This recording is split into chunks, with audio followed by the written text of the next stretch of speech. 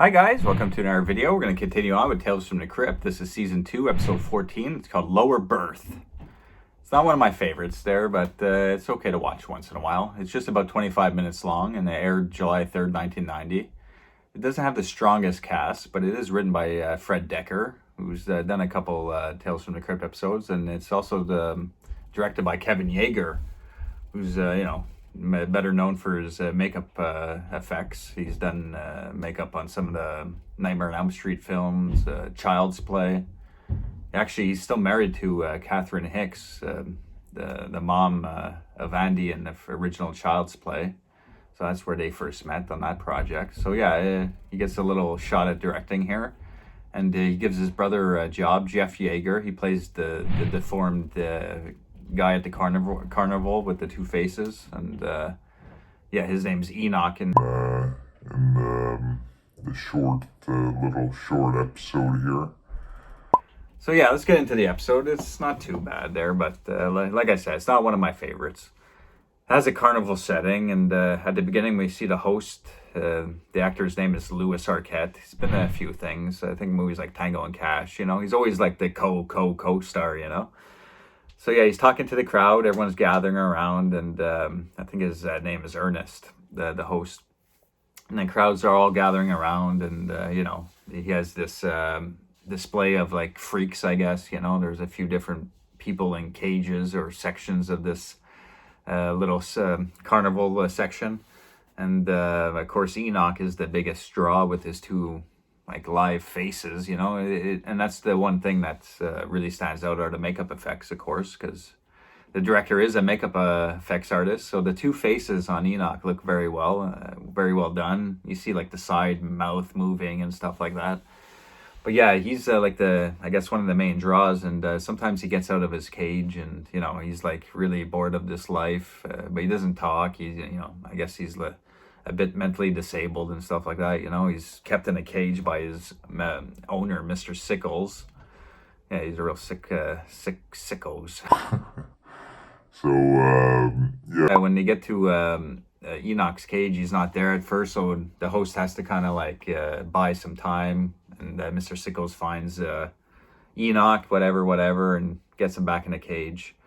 But later on, you know, he's like whipping him, you know, because he gets in trouble by the carnival owner Ernest there, and he's like fed up of Enoch not being there when he's supposed to, and he's like, you guys are out of here, you know. And he's like, you can't kick us out. Enoch's a big draw, you know, and he's like, well, he's also dying, you know, and like you can tell Enoch's not looking well.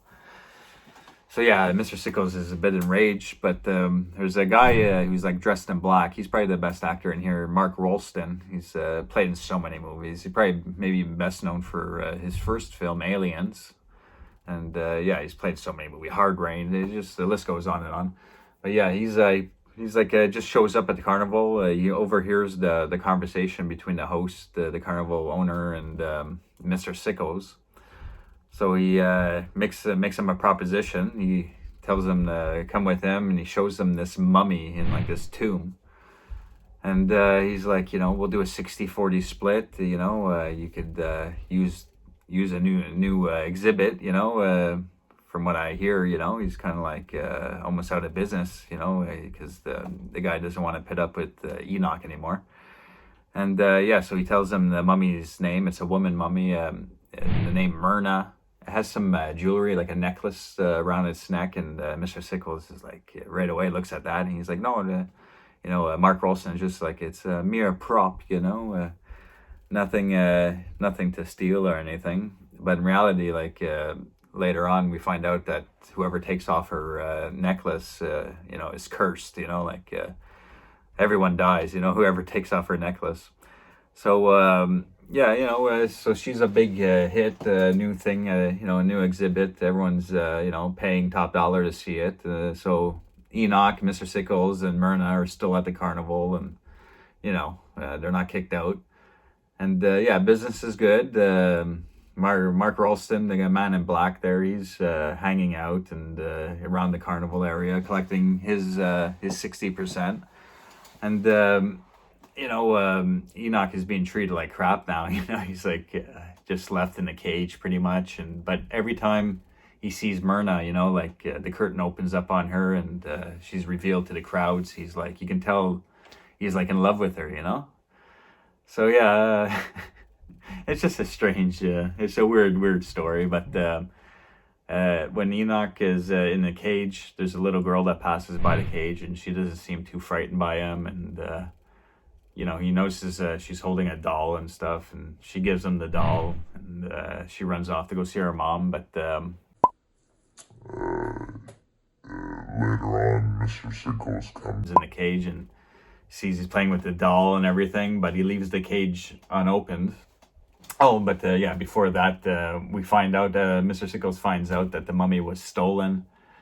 It's in the newspaper or whatnot. So he confronts, Mr. Rolston about the mummy and everything, and ends to him killing him. So Mr. Sickles goes over to Enoch's cage and like, what are you doing, playing with dolls? And, he's going to set up Enoch as if he murdered the man in black. And so he leaves the cage, opened with the friggin' the weapon. I think it's some gardening shears or whatever. So he leaves the weapon there, and he goes over to Myrna to try to take off the necklace. And when he takes off the necklace, her eyes open, and I think it's Enoch that stabs him with the gardening shears, and so he dies right away from taking the necklace. And later on, when Ernest, there, the host and the carnival owner, he goes to open up the displays, for all the freaks and whatever in that section, and they open up a Myrna section, and Mr. Sickles is dead in the tomb, and Myrna's missing, and so is Enoch, so no one knows where they ended up and stuff like that. So yeah, it's really not a great episode there, but whatever, I gotta review it to get through all this season, so. But so later on, but it is interesting though, because at the end, the cops come back to Ernest and say, I think it's a year later, and he's like, you never did find those exhibits, like that went missing, and the cops tell him they come with us, and they go to some cave area, and you see Enoch with Myrna just sleeping in a cave, and like Ernest is disgusted, he's like puking, running out. I don't know, it's just a gross thing, I guess. But you see, like, I'm pretty sure they're making reference to the Crypt Keeper here, as if that's where the Crypt Keeper was born, because you see a little baby Crypt Keeper, just off to the side, and you could tell, like, because it's Kevin Yeager doing the makeup and everything, it kind of has like a Chucky look to it, with maybe the same type of material as he was using to make Chucky back in the day, because this episode was about 2 years later. Child's Play was 88, I'm pretty sure, and this episode was 1990. So 2 years later, he was using pretty much the same stuff that he built Chucky with, and but it looks good. It looks like a little baby Crypt Keeper at the end of the episode. So I guess they're suggesting that that's where the Crypt Keeper was born, and even like his lair, like it's kind of like these catacombs, kind of like a cave structure where he tells his stories. So that's where they kind of find Myrna and Enoch sleeping, and who knows, I guess that's where he's been dwelling ever since, the little baby Crypt Keeper.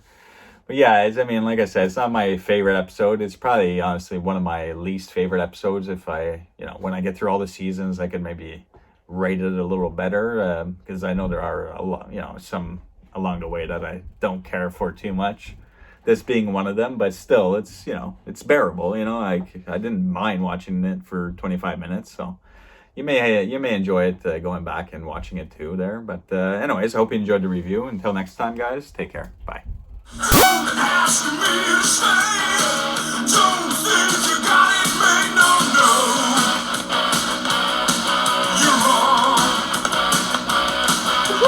You